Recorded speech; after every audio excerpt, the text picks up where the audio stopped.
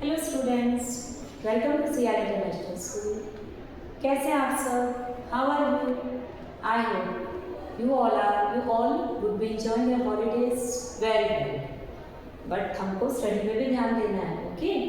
So in the previous video we have revised our chapter 1 that was organs working, that was organ system. Okay, now we are revising chapter 2, that is role of nature and nurture. Okay, role of nature and nurture. See, आप लोग name से क्या समझिए? देखिए, nature का meaning क्या होता है?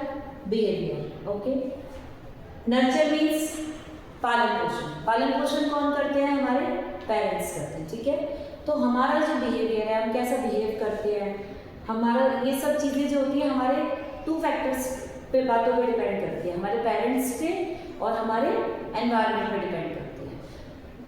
जिस टाइप से हमारे पेरेंट्स हमारा पालन पोषण करते हैं, हमारी अपब्रिंगिंग करती है, वैसा ही हमारा नेचर भी डेवलप होता है. सपोज आपको मैं छोटा सा एग्जांपल देती हूँ कि देखिए, एक स्टूडेंट, एक बच्चा है, जैसे मान लीजिए कोई भी है, उनकी मदर फादर है जो बहुत पोलाइटली टॉकिंग करते हैं, बहुत अच्छे से बात करते हैं, तो वो और सुबह उठ के पूजा पाठ करते हैं, सारे वर्क अपने टाइम पे फिनिश होते हैं, बच्चों को टाइमली उठाते हैं, सब कुछ टाइम से होता है, तो उस बच्चे का नेचर भी बिल्कुल वैसा पोलाइट होता है. ओके, और अगर एक बच्चे की फैमिली में डेली डिस्प्यूट होते हैं, डेली लड़ाई झगड़े होते हैं, या फिर पेरेंट्स, मम्मा गुस्सा करती हैं ऑलवेज, मम्मा शाउट करती हैं, पापा शाउट करते हैं, तो ये सब चीज़ें बच्चों पे भी इफेक्ट करती हैं. तो बच्चों का नेचर भी होता है वो गुस्से वाला हो जाता है. कहीं मैं ये नहीं बोलूँ कि 100% पेरेंट्स पे डिपेंड करता है, बट कहीं ना कहीं पेरेंट्स पे भी बच्चों का नेचर जो होता है वो पेरेंट्स के बिहेवियर पर डिपेंड करता है. और एनवायरनमेंट पे, एनवायरनमेंट का मीनिंग क्या होता है कि एनवायरनमेंट का मीनिंग होता है कि हमारे पेरेंट्स के अलावा, एक्सेप्ट डिसाइड पेरेंट्स, हमारे एनवायरनमेंट में और भी बहुत सारे लोग होते हैं, जैसे कि हमारे नेबरहुड होते हैं, हमारे फ्रेंड्स होते हैं, हमारे सिबलिंग्स होते हैं, तो इनके साथ जैसा हम बिहेव करते हैं, इनसे भी हमारा नेचर जो होता है वो अफेक्ट करता है. Okay, so that was the main motive of the chapter nature and nurture. Okay, so it depends on 2 factors, parents and environment. Okay, now अब हम फैमिली की बात कर ही रहे हैं, तो हम फैमिली की स्टेजेस को भी डिस्कस करेंगे. ठीक है, एक फैमिली में एक बच्चा जब बॉर्न होता है, उसके बाद में जब तक वो बच्चा ओल्ड नहीं हो जाता, तब तक उसको बहुत सारी स्टेजेस जो होती हैं वो लाइफ में वो देखता है, उसको देखने को मिलती है उन स्टेजेस को. ओके, सो ये स्टेजेस कौन कौन सी होती हैं? देखिए, बच्चा फर्स्ट स्टार्ट, देखिए मेन स्टेज हमारी स्टार्ट होती है न्यूली मैरिड से. ठीक है, जब एक किसी की भी मैरिज होती है, तो एक अननोन पर्सन के साथ में उसकी मैरिज होती है, तो आपस में जो हस्बैंड वाइफ होते हैं उनको थोड़ी सी एडजस्टमेंट करनी पड़ती है. जब दोनों एक दूसरे के साथ एडजस्ट करते हैं तो फैमिली जो होती है वो बिल्कुल हैप्पी फैमिली होती है. अगर एक हस्बैंड सोचता है कि मैं एडजस्ट ना करूँ और वाइफ सोचती है कि मैं ही एडजस्ट करती रहूँ, तो इस तरीके से फिर क्या होता है, कॉन्फ्लिक्ट्स होते हैं. Conflict means, I told in class ना, कॉन्फ्लिक्ट मीन्स लड़ाई झगड़े. ओके, तो उनके बीच में लड़ाई झगड़े होते हैं. तो न्यूली मैरिड का मीनिंग ये होता है कि दोनों को एक दूसरे के साथ एडजस्टमेंट्स करनी चाहिए. Next is our early parenthood. Early parenthood में क्या होता है? देखो, मैरिज होती है, मैरिज के बाद में क्या होता है कि बेबी होता है. ठीक है, जैसे कि आप सभी बॉर्न हुए होंगे कभी ना कभी अपनी फैमिली में. Okay, right. ओके, सो जब आप लोग बॉर्न हुए फैमिली में, तो उस स्टेज को, पेरेंट्स की उन स्टेज को हम लोग क्या बोलते हैं? Early parenthood. अर्ली मीन्स जल्दी, पेरेंटहुड मीन्स ओके. सो इसमें जो होता है वो पेरेंट्स क्या करते हैं, बच्चों की केयर करते हैं, अच्छे से बच्चों के साथ अच्छा टाइम स्पेंड करते हैं, क्वालिटी टाइम स्पेंड करते हैं, बच्चों की हर एक विश को कंप्लीट करते हैं, बच्चे की नीड्स को कंप्लीट करते हैं, बच्चे के साथ प्ले भी करते हैं, एंजॉय भी करते हैं. तो ये टाइम जो होता है फैमिली का, ये जो स्टेज होती है हमारी फैमिली की, ये सबसे ज़्यादा एंजॉयबल होती है पेरेंट्स के लिए भी और बच्चों के लिए भी. दैट इज अर्ली पेरेंटहुड, जिसमें जो बच्चे होते हैं वो बहुत छोटे होते हैं. ओके, अब इसके बाद में नेक्स्ट स्टेज हमारी आती है लेटर पेरेंटहुड.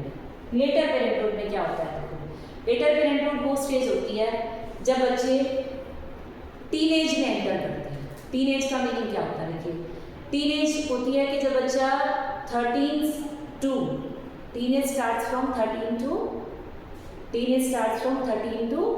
18। जिनके हम लोग बैक साइड में 3 वर्ड ऐड करते हैं ना, तो वो हमारी कौन सी स्टेज होती है? टीनेज में। कौन सी स्टेज होती है बच्चों? टीनेज। ओके राइट, उसको हम लोग बोलते हैं लेटर पेरेंटहुड। तो इस स्टेज में थोड़ी सी ये जो हमारी लेटर पेरेंटहुड स्टेज होती है, अर्ली पेरेंटहुड स्टेज से थोड़ी सी कॉम्प्लेक्स होती है। कॉम्प्लेक्स का मीनिंग क्या है कि थोड़ा सा इसमें बच्चों का और ज़्यादा ध्यान देना होता है, क्योंकि बिकॉज इस स्टेज में हमारे जो बच्चे हैं, जैसे कि आप लोग हो, थोड़े से बड़े हो गए, मीन्स उनके अंदर अभी क्या है, दुनियादारी की थोड़ी समझ आ रही है। ओके, तो बच्चों को ये लगता है कि हम लोग ही सबसे ज़्यादा समझदार हैं। ठीक है, बच्चे सोचते हैं कि जो पेरेंट्स बोल रहे हैं वो सही नहीं है और जो हम बोल रहे हैं वो सही है, but it is not right. Always parents are right. हमेशा पेरेंट्स ही होते हैं वो राइट होते हैं। ऐसा नहीं होता कि हमेशा आप लोग भी सही होते हैं, बट अगर आप लोग सही हो तो पेरेंट्स को प्यार से अपनी पॉइंट को एक्सप्लेन करो कि पापा ये है कि भाई मुझे ये करना है, मैं ऐसे करना चाहता हूँ, ओके, और मुझे इंजीनियर बनना है, मान के चलो, तो आप उसको एक्सप्लेन करो कि आप किस तरीके से करोगे। ठीक है, तो क्या होता है कि इस स्टेज में कभी कभी क्या होता है, इन ऑल सर्कम्स, हर केस में मैं आपको नहीं बोल रही हूँ, बट इन सम केसेस क्या होता है कि पेरेंट्स और चिल्ड्रन के जो ओपिनियन होते हैं वो मैच नहीं करते आपस में। तो मैच नहीं करने की वजह से क्या होता है कि पेरेंट्स और चिल्ड्रन के बीच में क्या हो जाती है? कॉन्फ्लिक्ट। कॉन्फ्लिक्ट मीन्स लड़ाई, मीन्स लड़ाई नहीं कह सकते हम लोग, थोड़ी सी हो जाती है, आर्ग्यूमेंट टाइप सी हो जाती है। ठीक है, विच इज़ नॉट राइट, जो नहीं होनी चाहिए। पेरेंट्स को भी बच्चों की बात सुननी चाहिए, बच्चों को भी पेरेंट्स की बातों पे ध्यान देना चाहिए। ठीक है, बोथ साइड से होता है। ओके, उसके बाद में तो ये हमारी हो गई लेटर पेरेंटहुड स्टेज। ओके, तो अगर इसमें थोड़ा सा ध्यान से हम लोग पोलाइटली, कामली, पेशेंटली अगर हम लोग बिहेव करते हैं, पेरेंट्स भी बच्चों से और बच्चे भी पेरेंट्स से, तो ये स्टेज जो होती है बहुत ईजिली जो होती है वो निकल जाती है। कोई कॉन्फ्लिक्ट्स वगैरह की सिचुएशन नहीं आती है अगर थोड़ा सा वाइसली हम बिहेव करते हैं। Okay, now next stage is emptiness. Emptiness, so how interesting है, कितना इंटरेस्टिंग है एम्प्टीनेस। जैसे कि आप देखते हो एक चिड़िया होती है, जब इसके बच्चों को बॉर्न करती है और जब बच्चे थोड़े से बिग हो जाते हैं तो चिड़िया जो होती है अपने नेस्ट को लेफ्ट करके कहीं और पे फ्लाई कर जाती है। ऐसे ही बच्चे आप लोग करते हो। क्या करते हो आप लोग? देखो, सी, आप लोग जब टीनेज में आप एंटर करते हो, जब आप लोग टीनेज में एंटर करते हो, उसके बाद में आप लोग को हायर स्टडीज़ करनी है या फिर किसी की मैरिज हो जाती है। हायर स्टडीज़ के लिए कॉलेज वगैरह कभी नियर अबाउट नहीं मिलते हैं, तो हमको अपने पेरेंट्स के हाउस को छोड़ के कहीं और जाना होता है। ओके, तो मीन्स आप लोग भी तो एक तरह से अपने घोंसले को खाली करके चले गए हो ना, तो पेरेंट्स तो बहुत ज़्यादा सैड हो जाते हैं उस टाइम पे। ओके, तो इन सब बातों का हमको ध्यान रखना चाहिए कि अगर हम लोग किसी रीज़न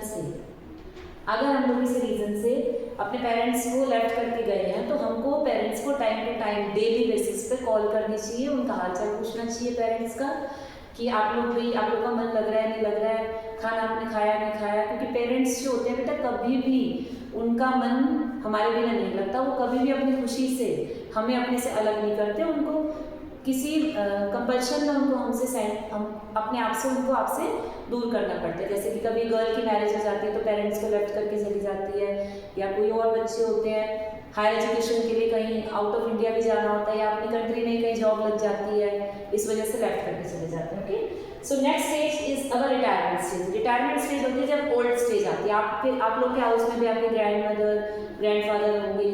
ओके, तो इस स्टेज पर ग्रैंडमदर ग्रैंडफादर को सबसे ज़्यादा अपने चिल्ड्रन की नीड होती है, क्योंकि इस टाइम पर उनकी बॉडी जो है वो बहुत ज़्यादा वीक हो गई है, ओके, सो बहुत ज़्यादा वीक हो गई है, तो इस टाइम पे हमें उनका ध्यान रखना चाहिए। Thank you.